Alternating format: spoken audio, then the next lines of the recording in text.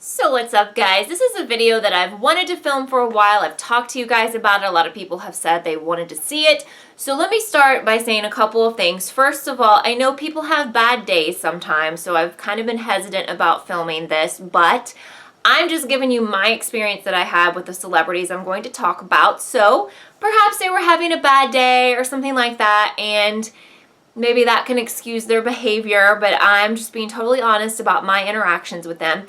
And then secondly, a little bit of background on me and how I was able to meet. I've actually met quite a few celebrities, and I don't say that like in a bragging way, but I have a degree in communications, and I started interning at a television station when I was right out of high school.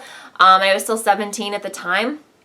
And they actually had an opening on the weekends, and they let me report on the air for some strange reason when I was 17. So some of these encounters happened when I was like 17, 18, and really brand new to broadcasting. So I say that because I was super naive, and I truly believed however a celebrity portrayed themselves on whatever show or movie they were in, I thought, well, that is probably what they're really like. So, and then one of the other encounters happened later after that, because I've had various jobs that deal with the media, like freelance jobs, things like that, opportunities where I'm still going out and meeting celebrities. That's kind of related to what I got my degree in, but I used to be a news anchor and reporter before, doing different things as I do now. But I'm going to start out with a story that I've actually told once in a live chat, but I'm telling it here because I know not everyone saw that. And this one hurt my heart quite a bit because as a child I was a big fan of hers, and I thought she was probably the sweetest person. She seemed so cool and so nice, and so when she wasn't so nice to me in person, I was like, wow, really? And this person is Melissa Joan Hart. So again, I was pretty young when I met her, as far as like, probably right out of high school. And because I worked at a TV station in Kentucky, every year there's the Kentucky Derby, and I've been able to go to that a couple of times with the media. And a lot of celebrities come to the Derby, and I've always been assigned to interviewing the celebrities. And so the way that it used to be when I first started doing this, or when I was doing interviews at the Derby, is that they had like all the celebrities in one big room, and the media was allowed to come up there and interview them or whatever. Of course, you needed to ask their permission or ask whoever their publicist was or whoever they were with if that was cool, if they could do an interview with you. So it wasn't like we were like the paparazzi. We weren't like jumping on them, interrupting them, things like that. They knew to expect, like the media, they were going to be in the room with them, and they could come around and ask to do interviews. So I just want to say that before anyone thinks that I ran up on her and tried to interview her and scared her or whatever. So I saw Melissa, and I was really excited to see her, and I asked whoever was with her if we could do an interview. I think that the person who was representing her wasn't really sure like what TV station we were from, because there was people from like Access Hollywood there, Entertainment Tonight, Fox News, CBS, NBC. So I kind of feel like maybe they got the impression that we were with like a big station or something, like a national network, because our camera said Fox on them, because we were for the local Fox station, not the national. So anyway, the first thing that she asked me, like, well, I could tell like from the beginning she didn't really want to do the interview. So I kind of felt bad, but I mean, I had just asked her people and they said, okay. Again, she wasn't like eating or anything. She was just chilling. And the first thing she asked me was like, who are you with? And like when I told her it was a local TV station, she like definitely was not cool with it. She kind of like was like, oh. And I will just say, like, she didn't do anything like super hateful or attack me or anything like verbally, but her vibe was just really off, and I get, I wasn't a famous person. I wasn't going to put her like on Entertainment Tonight or whatever. Maybe she was really bummed by that, but I was a big fan. So I started off saying, I was a big fan. I watched Sabrina the Teenage Witch. I was, as a child, I was a big fan of yours, and I'm so honored to meet you. And she was like, cool. So I was just like, oh my God, like I just wanted to die, but we had already asked to do this interview, so I had to interview her. And basically an interview at the Kentucky Derby is like so simple, because you just ask them like, is this their first time at the Derby? Are they excited to be there? What horses are they betting on? Who do they think are going to win? So I started asking her these questions, and the problem was every answer she would give me would be like a one-word answer. And when you're trying to put a story together for the news, it's really hard to use an interview where someone just says yeah or cool or okay, because they're not saying anything. So it's like the most boring interview ever, you know? So I would be like, so what horse are you betting on? She was like, I don't know. And I was like, are you excited to be here? Yeah. And she would like look at the ground. So her vibe was just wrong, and it just kind of crushed my childhood dreams to meet her and be like, okay, so she wasn't very nice. Now, interestingly enough, not that long ago, I decided to purchase her autobiography from iTunes, and I listened to the whole thing, and I kind of got more of a sense of her personality, because she kind of seemed, you know, not like the characters I've seen her play. She was more cynical and whatever, and I think that's actually what she's like, so maybe that's part of it. But what was interesting is that I also met Jerry O'Connell at that derby, and thankfully he was so cool and so nice and overly friendly. He did an awesome interview with me. He was like so energetic. It was great. And she actually, in her book, which was so bizarre because her book came out a while after that, she talked about meeting Jerry O'Connell, or like being at that derby and talking to Jerry O'Connell, and she claims that he was like hitting on her and everything. I don't know. I don't know if that went down. I didn't see them interacting, but I was just like, that is so freaking weird that I decided to actually buy this. And then she's talking about the same event that I met her and him at. So anyway, but she was like, said that he was really into her and wanted to be with her. And I don't know. She was kind of insinuating that things went down like after the derby. I don't know. You know, that was in her autobiography if you've read it or listened to it on Audible or whatever. So yeah, so basically that was such a bummer. Another derby, Kentucky Derby encounter was actually with a much bigger star. And when I saw this person, I freaked out because he's a big, big star, and that person is Tim Allen. I guess I had in my mind like the movie The Santa Claus when I was interviewing him, because I thought this is going to be the coolest. Like, he is such a nice guy, whatever. Okay, so he was not very nice at all, and I really can't get it out of my mind. I'm like replaying it in my mind right now about the way that he acted, and how rude that he was.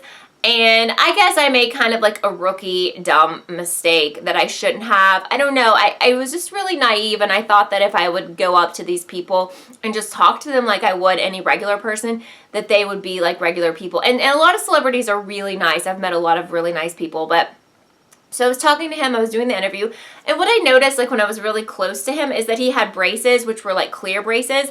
Now, I've had braces twice, so I felt like that was something we could connect on. I know the whole world has had braces, but it was just weird for me to see that he had, like, from a distance I couldn't see them, and up close I was like, oh, so he has braces. And I was like, that, you know, that's cool. I don't know why I wanted to bring it up to him, but I felt like we were connected in some way, you know.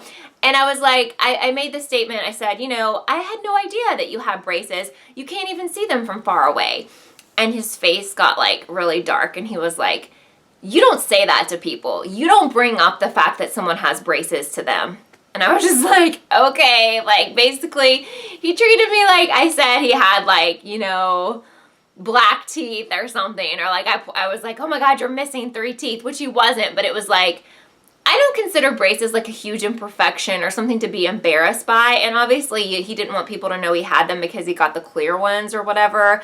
I don't care. Like I said, I've had braces twice. I wouldn't have been offended if people were like, oh, you know, I didn't know that you have braces, but up close I see you. I just don't know. I guess I shouldn't have said it, because what difference does it make? It doesn't make any difference. I was just dumb and trying to make conversation basically.